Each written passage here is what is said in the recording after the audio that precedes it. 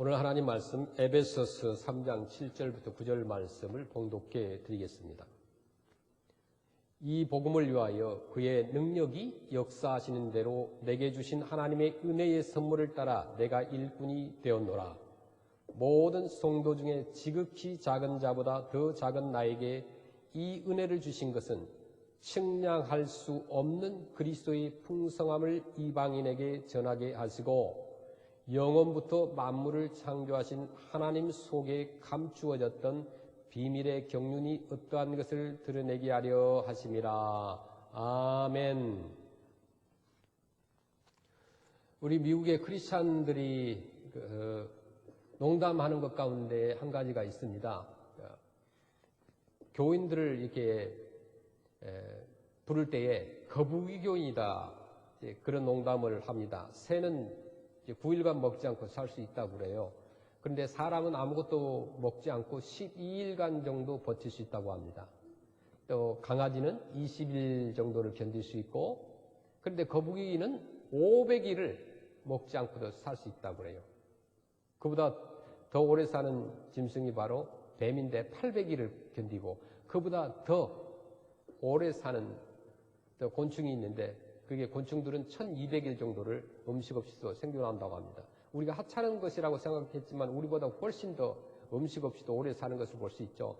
그런데 중요한 것은 오늘날 그 참다운 양식인 하나님의 말씀 없이 사는 신자를 거북이 신자, 거북이 크리스찬이라고 이렇게 토들 크리스찬이라고 하는데, 우리가 매일 말씀을 먹어야 돼요.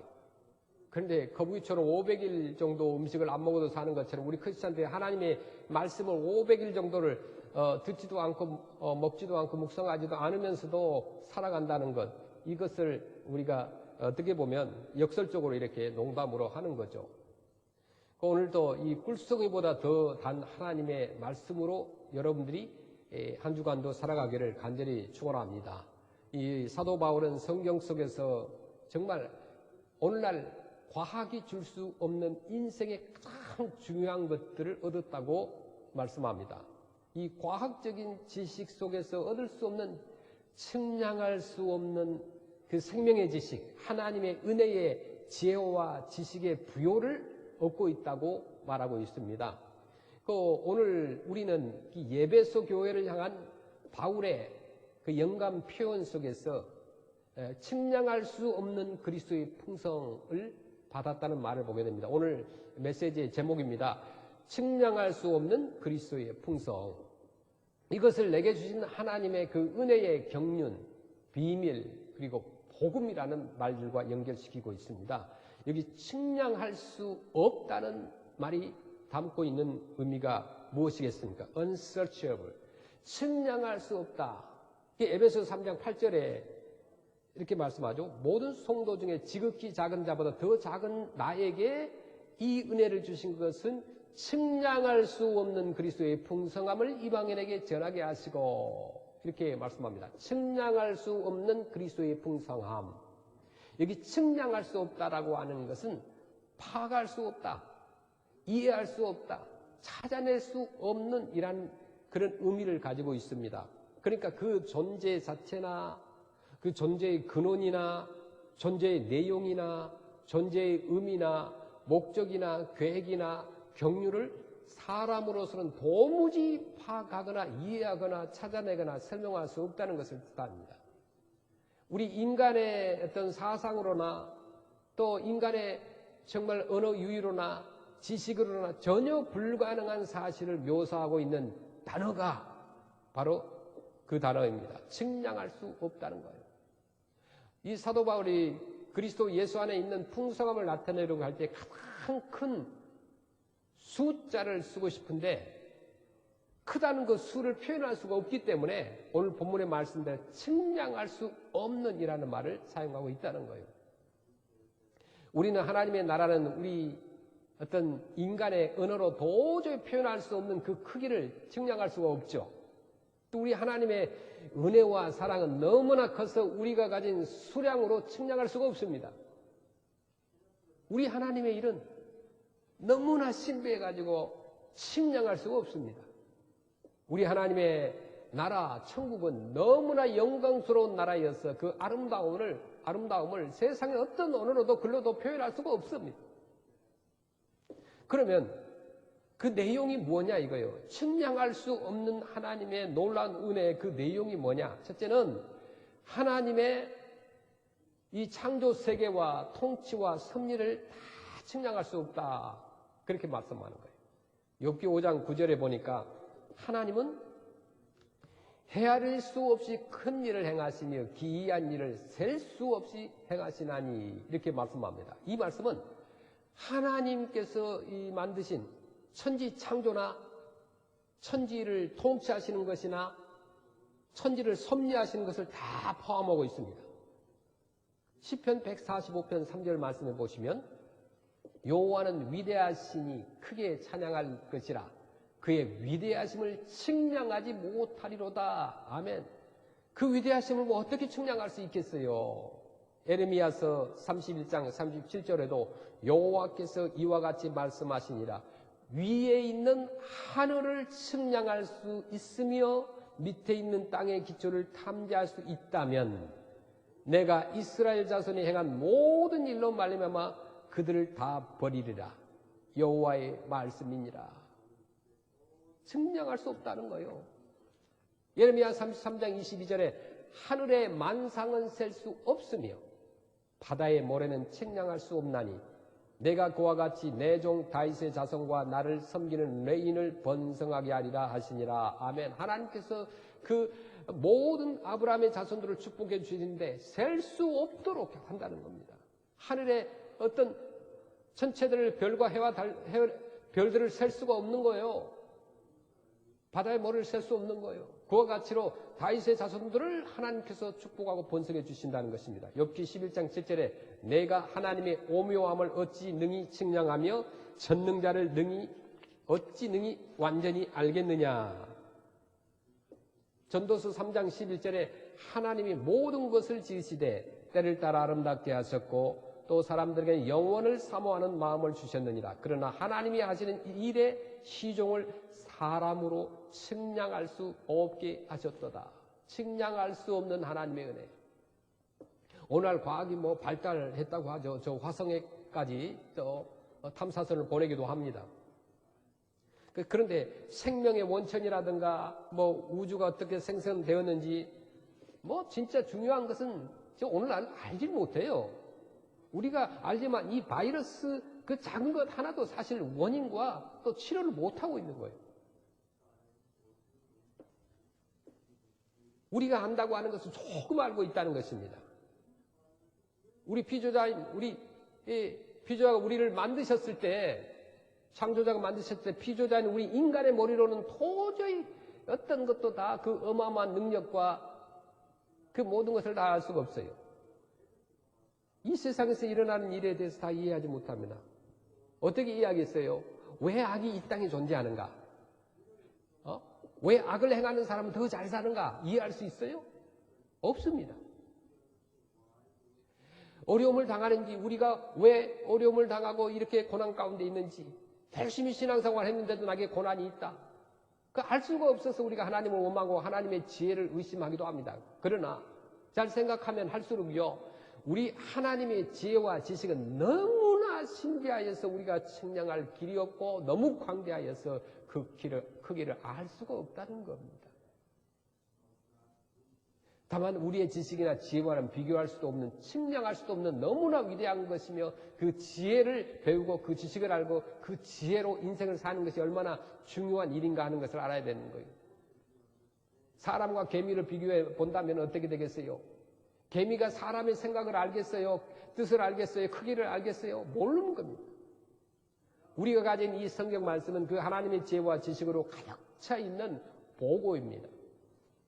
이 말씀 속에서 측량할 수 없는 하나님의 지혜와 지식들을 많이 발견하시고 여러분 풍성한 삶을 사시길 바랍니다. 하나님이 창조하신 모든 이 피조 세계의 공간과 그 가운데 존재하는 모든 피조물의 존재와 또 그 기능과 생태와 내용들을 사람은 결코 다 측량할 수 없다고 했습니다. 오늘날 우주 탐사선이 화성에를 가고 뭐 다른 신비한 우주들을 관찰하고 있고 뭐 유전공학이 발달돼 있고 뭐 전자공학이 발달돼 있고 뭐 그렇다 할지라도 하늘에 계신 우리 하나님께서는 그런 걸 보고 웃는 거예요. 그건 뭐 아무것도 아닌 것 가지고 너희들 지금 떠들고 있구나, 잘났다고 하는구나. 결코 하나님의 창조 세계와 그의 통치와 또 섭리는 여전히 측량할 수 없습니다. 사람으로서는 다 측량할 수 없게 하셨기 때문에 그런 거예요. 두 번째, 그리스도의 풍성을 측량할 수 없다고 그랬어요. 에베소서 3장 8절에 모든 성도 중에 지극히 작은 자보다 더 작은 나에게 이 은혜를 주신 것은 측량할 수 없는 그리스도의 풍성함을 이방인에게 전하게 하시고. 아멘. 측량할 수 없는 예수 그리스도의 풍성이라고 그랬어요. 그리스도의 풍성이 무엇인가? 그것은 복음 안에 있는 예수 그리스도의 구원 사역을 가리킵니다.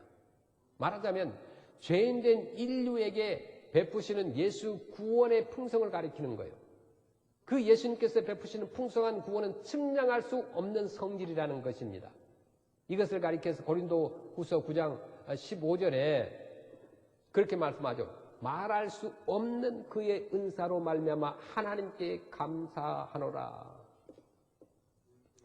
말할 수 없는 하나님의 은사. 로마서 11장 33절에도 깊도다 하나님의 지혜와 지식의 풍성함이여 그의 판단은 헤아리지 못할 것이며 그의 길은 찾지 못할 것이로다. 아멘. 깊고 부유한 하나님의 지혜와 지식이라고 그랬어요. 측량치 못할 하나님의 판단, 찾지 못할 영원한 길이라고 하였습니다. 바로 측량할 수 없는 그리스도의 풍성은 그리스도께서 우리 죄인들에게 베푸신 속죄의 은혜, 그 구속의 은혜, 또 사죄의 은혜, 영생의 은혜를 말하는 것입니다. 다시 말하면은 십자가 대속의 피 보혈을 의미하는 거예요. 피가 뭡니까? 생명입니다. 창세기 9장 4절을 보니까 그러나 그 고기를 그 생명되는 피채 먹지 말 것이니라. 그렇게 말씀합니다. 히브리서 9장 22절에도 율법을 따라 거의 모든 물건이 피로써 정결하게 되라니 피 흘림이 없은즉 사함이 없느니라. 피가 생명인 거예요. 인류의 죄값은 죄가 없으신 예수 그리스도의 피밖에 없었습니다. 그 예수 그리스도의 피는 하나님의 아들의 피였어요. 성경에는 그리스도와의 관계된 피라고 말하는 것이 약 700번 이상 성경에 나와 있는데 죄 없으신 자의 피 외에는 속죄받을 길이 없다고 말씀합니다. 그 예수의 피가 측량할 수 없는 그리스도의 풍성이라는 말입니다. 그러면은 그 피가 무엇이냐? 그 피는 베드로전서 1장 18절에 보니까 구속의 피라고 그랬어요. 너희가 알거니와 너희 조상이 물려준 헛된 행실에서 대속함을 받은 것은 은이나 금같이 없어질 것으로 된 것이 아니요 라고 하면서 구속의 피라고 말씀합니다. 베드로전서 1장 19절에 오직 흠없고 점없는 어린 양 같은 그리스도의 보배로운 피로 된 것이니라. 아멘. 19절에 우리가 구속된 것은 오직 흠없고 점없는 어린 양 같은 그리스도의 보배로운 피로 한 것이니라. 아멘. 그 피가 뭘까요? 우리를 죄에서 사망에서 살리신 해방의 피라고 했어요. 계시록 1장 5절에 보니까 또 충성된 증인으로 죽은 자들 가운데에서 먼저 나시고 땅의 임금들의 머리가 되신 예수 그리스도로 말미암아 은혜와 평강이 너희에게 있기를 원하노라. 우리를 사랑하사 그의 피로 우리 죄에서 우리를 해방하시고. 아멘. 단 한 번의 해방이 영원한 해방으로 풍성해져 버렸다는 거예요. 세 번째, 마태복음 26장 28절에 기록한데 이 피는 우리의 사죄를 성립시킨 피라고 했어요. 이것은 죄 사함을 얻게 하려고 많은 사람을 위하여 흘리는 바 나의 피 곧 언약의 피니라. 아멘. 네 번째는 그 피는 사죄의 결과 우리를 깨끗하게 해주신 피라고 그랬습니다. 요한 1서 1장 7절에 그가 빛 가운데 계신 것 같이 우리도 빛 가운데 행하면 우리가 서로 사귐이 있고 그 아들 예수의 피가 우리를 모든 죄에서 깨끗하게 하실 것이요. 아멘. 다섯 번째로 로마서 5장 9절 말씀에 마침내 그 피는 우리를 의롭게 한 피라고 그랬어요. 그러면 이제 우리가 그의 피로 말미암아 의롭다 하심을 받았으니 더욱 그로 말미암아 진노하심에서 구원을 받을 것이니. 아멘. 그 피가 우리를 의롭게 했다. 여섯 번째로 에베소서 2장 13절에 그 피는 우리로 하나님과 가까워지겠다고 그랬어요.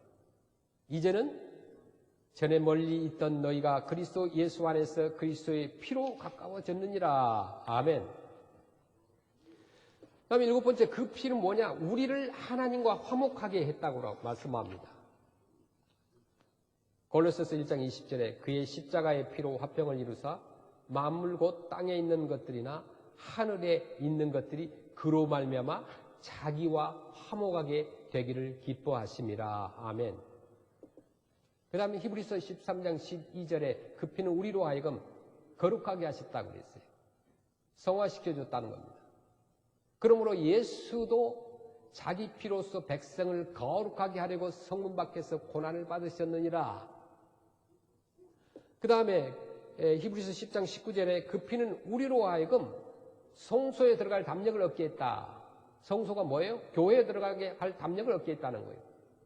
히브리서 10장 19절에 그러므로 형제들아 우리가 예수의 피를 힘입어 성소에 들어갈 담력을 얻었나니. 또 요한계시록 12장 11절에 그 피가 우리의 최후 승리를 보장해 준다는 거예요. 우리 형제들이 어린 양의 피와 자기들이 증언하는 말씀으로써 그를 이겼으니 그들은 죽기까지 자기들의 생명을 아끼지 아니하였도다. 아멘. 계시록 7장 14절에 내가 말하기를 내 주여 당신이 아시나이다 하니 그가 나에게 이르되 이는 큰 환난에서 나오는 자들인데 어린 양의 피에 그 옷을 씻어 희게 하였느니라. 아멘. 어린 양의 피에 그 옷을 씻어 희게 함을 받은 자들이 성경에 기록되어 있어요. 그때 주님 오신 그때에 새하늘 새 땅에서 서게 될 것이라는 거죠. 이 예수의 피는 죄인을 사랑하시는 하나님의 자기 사랑의 본질이요 극치였음을 보여줍니다. 그래서 사도 바울은 그가 받은 영감 속에서 죄인 구원을 위한 하나님의 자기 사랑은 그 아들의 죽으심인 십자가를 통하여서 확증되었다고 말씀합니다. 하나님의 최고의 사랑의 극치가 뭐냐? 십자가 위에서 죽으신 거예요. 저와 여러분들을 위해서. 바로 예수의 피가 측량할 수 없는 그리스도의 풍성이라는 것입니다. 헤아릴 수 없는 이 천배 만배 이상의 표현인 거예요. 모든 행복과 모든 승리의 원천인 것입니다. 그래서 에베소서 3장 18절 중에 넘치는 그리스도의 사랑이라고 말씀을 합니다. 능히 모든 성도와 함께 지식에 넘치는 그리스도의 사랑을 알고 그 사랑의 넓이를 알아야 된다고 했습니다. 여기에 사랑의 넓이라는 것은 예수 그리스도의 속죄 사랑에 미치는 그 모든 민족을 총망라한 말입니다. 전 세계에 흩어진 아브라함의 자손들 모든 자들에게 미치는 사랑의 영향력을 가리키는 거예요. 믿기로 작정된 자들, 선교지에 모든 세계의 아브라함의 자손들 해당되는 거예요. 사랑의 초공간성이죠. 이 인종을 초월한 초혈통성을 가리킵니다. 유대인이나 헬라인이나 종이나 자주자나 남자나 여자 없이 그리스도 안에 있는 모든 자에게 미치는 하나님의 사랑의 그 넓은 폭을 말하는 거예요. 측량 이상인 것입니다. 그 사랑의 길을 알아야 된다고 합니다. 그리스도의 사랑의 모든 시대에 미침을 가리킵니다. 창세전에 예정하고 창세 후에 구속하고 그리고 영원한 내세에 이르도록 시간을 초월하여 효력을 발생하는 영원한 사랑의 불변의 법칙 사랑을 말씀합니다. 시간적으로 측량 못하는 사랑을 말하는 거예요. 그 사랑의 높이가 어떠함을 깨달아야 한다고 하였습니다.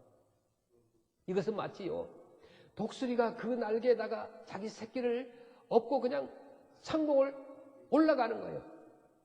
어떤 빠른 새들도 그 독수리를 추종할 수 없어요. 따라갈 수 없어요. 저 고공의 세계를 나눈 것 같이 우리 하나님께서 저와 여러분을 그렇게 만드시는 거예요. 사망의 지옥에서 교회로, 교회에서 하나님의 나라로 우리의 신분과 생명을 영화로운 단계까지 올리고 그렇게까지 하시는 측량할 수 없는 예수 그리스도의 그 사랑의 그 놀라움을 우리가 기억해야 됩니다. 그 사랑의 깊이가 어떠함을 깨달아야 된다는 거죠. 우리는 흔히 높다는 것을 말할 때 산을 연상합니다. 깊음을 말할 때는 바다의 수심을 생각하죠. 이것은 하나님 자기 사랑의 심오함을 말합니다.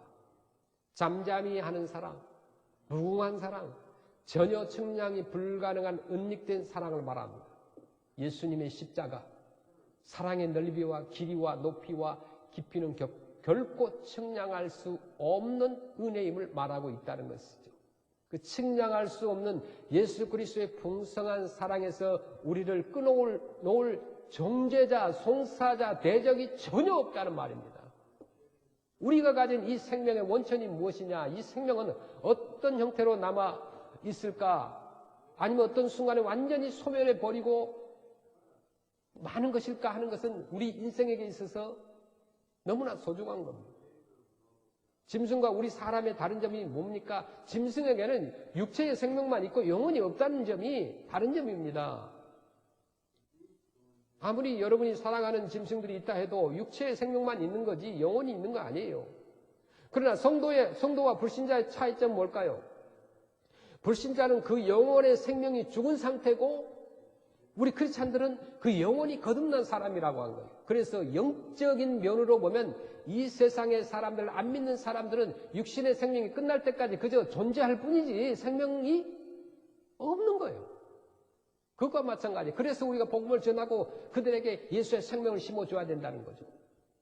그 영혼이 거듭나서 영혼의 생명을 가진 자는 육신의 생명이 끝이 나도 그 존재가 소멸되는 것이 아니라 살아있는 것이고 또 이 세상의 모든 것이 끝나고 우리 주님께서 재림하실 때 육신의 생명이 부활하여서 부활체 육신과 함께 영원토록 살게 되어 있다는 것입니다. 그리스도 안에 있는 생명의 풍성함이란 그것을 말하는 것입니다. 육신이 다시 부활하고 그 육신과 영혼이 다시 결합을 하여 영원토록 살게 되는 그 생명을 그리스도의 구속으로 얻게 되는 것입니다. 그 생명의 원천이 그리스도요. 우리가 그리스도 안에 거하여 그리스도와 함께 몸을 이룬다는 것은 또 그 생명이 우리에게 전가되는 것을 의미하는 것입니다. 우리는 모든 것이 한계가 있는 이 세상을 살고 있습니다. 시간이 지나면 모든 것이 끝이 나고 많은 이 세상을 살고 있어요. 이런 세상을 사는 우리에게 영원이란 참으로 대단한 것입니다. 우리가 몇 년쯤 더 사는 것, 그런 것이 아니라는 거죠. 살고 또 살아도 끝이 없는 풍성한 삶이 예수 그리스도 안에 있는 풍성함이라는 것을 기억하시기를 바랍니다. 자, 여러분, 이런 이야기가 있습니다. 어느 날인가 불과 14살짜리인 소녀가 그 당시에 세계를 호령했던 그 나폴레옹의 막사에 나타났습니다. 그 소녀는 장군의 그 발치에서 자기의 몸을 던지면서 폐하 용서해 주세요. 제 아버지를 용서해 주십시오라고 울부짖었습니다. 그때 나폴레옹이 네 아버지는 누구냐? 너는 누구냐? 라고 물었습니다. 그 소녀는 제 이름은 라올라라고 합니다 하면서 눈물을 비오듯이 흘리면서 덧붙여 말하기를 그런데 폐하 제 아버지가 사형 선고를 받았습니다 라고 했다는 거예요. 그때 나폴레옹이 대답하기를 소녀야 나는 너를 위해서 아무것도 해줄 수가 없구나. 네 아버지가 국가 반역죄를 범한 것은 이번이 2번째다. 그렇게 말을 했습니다. 그러자 그 소녀는 예, 폐하 압니다. 잘 알고 있습니다. 그러나 저는 지금 폐하께 정의를 요구하는 것이 아니라 용서를 탄원하고 있습니다. 폐하 간구합니다. 제 아버지를 용서해 주십시오라고 했던 거예요. 잠깐 동안 눈을 감고 망설이던 나폴레옹은 그 어린 소녀의 손을 부드럽게 잡고 이렇게 말했다고 그래요. 그래 얘야 내가 너를 위해서 내 아버지를 용서해 주마. 이제 됐으니 돌아가거라. 그렇게 얘기했다는 거예요. 그 소녀는 나폴레옹에게 정의를 요구함이 아니라 용서를 탄원하고 있다고 했습니다. 그 아버지에게는 정의가 아닌 용서가 필요했기 때문입니다. 마찬가지입니다. 그런 거예요. 모세의 율법은 죄인에게 하나님의 공의를 구합니다. 죄인에 대한 사망 선고를 구합니다. 그러나 예수 그리스도는 죄인에 대한 하나님의 사죄의 자비를 구하는 거예요. 용서를 구하는 거예요. 그것은 예수님 자신께서 내가 다 이루었다라고 십자가에서 속죄 성취를 선언했기 때문에 그렇습니다. 예수는 우리의 범죄함을 위하여 내어줌이 되고 또한 우리를 의롭다 하심을 위하여 살아났기 때문입니다. 우리는 예수님의 기적이나 초월적인 능력에 대한 감탄합니다. 하지만 예수님은 이런 초월적인 행동 역시 사람을 사랑하기 위해 하신 행동이지 어떤 신적인 능력을 자랑하기 위해서 하신 것이 결코 아닙니다. 자신의 능력을 뽐내기 위해 하신 것이 아니라 우리를 사랑하기 때문에 그런 초월적인 능력을 행하신 것입니다. 우리를 얼마나 사랑하셨는지 주님은 바다의 광풍도 잠재우고 나병 환자도 고치시고 오병이의 굶주림에 지쳐있는 수천 명의 사람을 배불리게 먹이셨으며 심지어 죽었던 사람까지 다시 살려주신 겁니다. 예수는 우리 사람을 사랑하시는데 물불 가리지 않습니다. 때로는 자연의 섭리까지도 거슬러가며 우리를 사랑하고 살리는데 최선을 다하였습니다. 예수님은 우리를 목숨 걸고 사랑하셨으며 목숨을 내놓고 사랑하셨습니다. 사랑하시기에 죽음도 마다하지 않으셨습니다. 이것이 예수님이 우리를 사랑하는 방식이었습니다.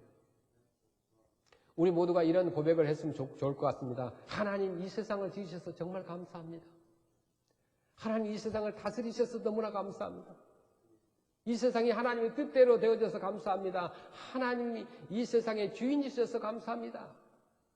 여러분 생각해 보세요. 그럴 리는 없겠지만 마귀가 이 세상을 지었다고 생각해 보세요. 마귀가 주인이라고 생각해 보세요. 어떻게 되겠습니까? 하루하루 사는 게 지옥이지 않겠습니까? 생각만 해도 소름 끼치지 않습니까? 그런데 감사하게도 이 세상의 주인은 우리를 긍휼히 여기시고 우리를 용서하시고 우리를 사랑하시는 우리 하나님, 참 좋으신 우리 하나님이 이 세상의 주인이라는 거예요. 저와 여러분의 주인이라는 것입니다. 우리는 그분의 백성이에요. 얼마나 감사합니까? 그분의 사랑스러운 자녀들입니다. 그리고 여러분, 우리는 예수 그리스도의 그 측량할 수 없는 은혜로 지금 살아가고 있는 거예요. 우리에게는 측량할 수 없는 하나님의 은혜와 축복이 필요합니다. 현재보다 만 배나 많은 은혜와 축복은 하나님만 가지고 있다는 거예요. 그것은 말로 다 할 수 없는 하나님의 은사, 곧 측량할 수 없는 그리스도의 풍성입니다. 온갖 생명과 형통과 행복의 풍성은 오직 예수 그리스도 자신에게만 있다는 겁니다. 그래서 우리 모두는 예수님, 현재보다 1000배나 10,000배나 많게 하소서라는 기도를 하게 되는 거예요. 사죄와 용서가 많게 하시고 믿음과 사랑이 많게 하시고 또 은혜와 축복이 많게 하시고 승리와 감사가 많게 하시고 측량할 수 없는 예수 그리스도의 풍성이 현재보다 더하게 해달라고 기도해야 되는 것입니다. 이것만이 코비드-19 재난을 이기는 축복의 비결이기 때문에 그렇습니다. 자, 사랑하는 성도 여러분, 예수 그리스도 안에 있는 이 측량할 수 없는 그리스도의 풍성함을 누리며 사시기를 소원합니다. 그리스도 안에 있는 측량할 수 없는 지혜와 지식을 배우시면서 그 구속함을 받고 영원한 생명을 받아서 풍성하게 사시기를 간절히 주님의 이름으로 축원드립니다. 아멘. 기도하겠습니다. 아버지 하나님,